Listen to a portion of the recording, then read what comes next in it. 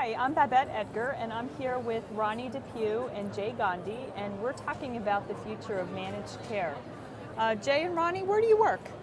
I work for Blue Cross Blue Shield of Illinois. I'm the Divisional Vice President of Pharmacy Government Programs, and I oversee the government programs area for the Blues and over the 4 states that we currently have. And I'm Ronnie DePue. I'm with Boehringer Ingelheim, and I'm field-based. I'm in the Health Economics and Outcomes Research Division. Great. Well, thank you guys for coming today and chatting with me for a few minutes. So we're talking about the future of managed care, and I wanted to get your thoughts on where you see managed care pharmacists practicing in these new delivery systems that have emerged in the past couple years, the patient-centered medical homes, the ACOs, for example. What are your thoughts around that?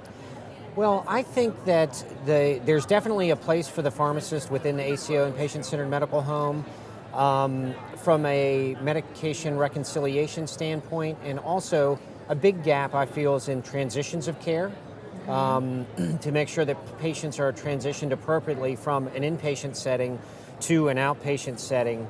I feel that the managed care principles that have been embraced by your typical payers, your health plans, etc., I think that those will soon be adopted by the ACOs and patient-centered medical homes, especially as we have this paradigm shift from a fee-for-service mentality to more of a quality-based delivery system, which will ultimately improve the quality of care, and I think is a great opportunity for the academy to grow and expand to that whole new area of pharmacy practice.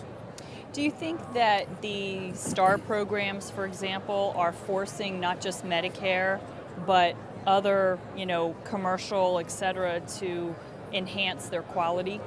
Oh, without a doubt. I think that usually what happens is Medicare sets the bar, and then commercial typically follows. I mean, if you look just from a formulary design standpoint and inclusion standpoint, specialty tiers, you didn't see that as much in the commercial sector, but then once Medicare did that, then the commercial sector could hang their hat on that. Yes. So I definitely see the commercial or the private sector following suit.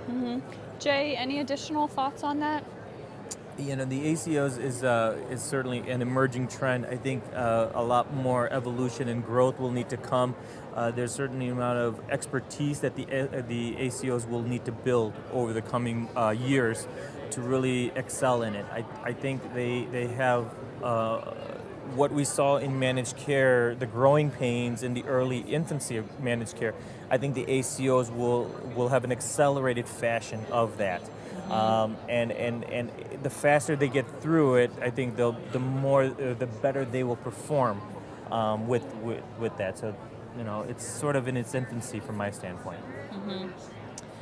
Shifting gears a little bit, one of the things that is just, increasing from a leaps and bounds standpoint is the issue with digital media.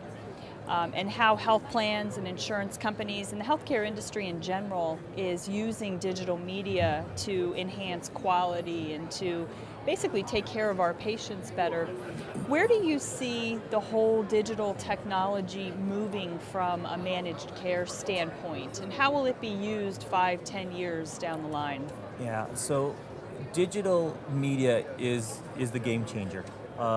You have a platform now that can transform the way care is delivered and what strategies are put together. It is an A to Z different. It's entirely the data exchange that will occur from the EMR standpoint, from the doctor's office to the managed care organization, to the mobile apps that the patients have.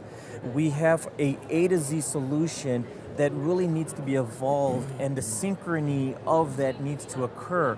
Right now we live in a fragmented healthcare system where managed care entities take care of their little niche. You have the doctor's offices and the hospital systems taking care of their little niche.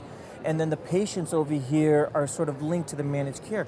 But in the digital media, you're able to link all of that together with the EMR or with the paper records going away and it's going into the digital fashion where that data can be shared with the MCO, and the MCO will then engage the patient through mobile apps, through pushing messages that way, through medication reminders, through annual flu shots, through annual health exams. So digital media is going to be sort of the golden ticket in the future. It is in its infancy. It is very fragmented right now. But in the next 5 to 10 years, you're going to start to see an accelerated pace, because that is what's going to drive healthcare costs down, right? And that's really the key. That's what we need in the future. And we will get there. It'll just take some time, because all these silos are sort of fragmented, but the pieces are in place, and the evolution will take place. It'll just take some time. Ronnie, any additional thoughts on that? No, I agree with what Jay has said, and essentially it's an evolving process. It's going to continue to evolve, not only from a patient standpoint, but also a provider standpoint as well. And ultimately, it's not only going to improve efficiencies, but it should improve the quality of care as well. Yep. Absolutely, and that brings us back full circle from a quality of care standpoint. Absolutely. Yep. Well, thank you, gentlemen, for your time today. We really appreciate it. Thank you.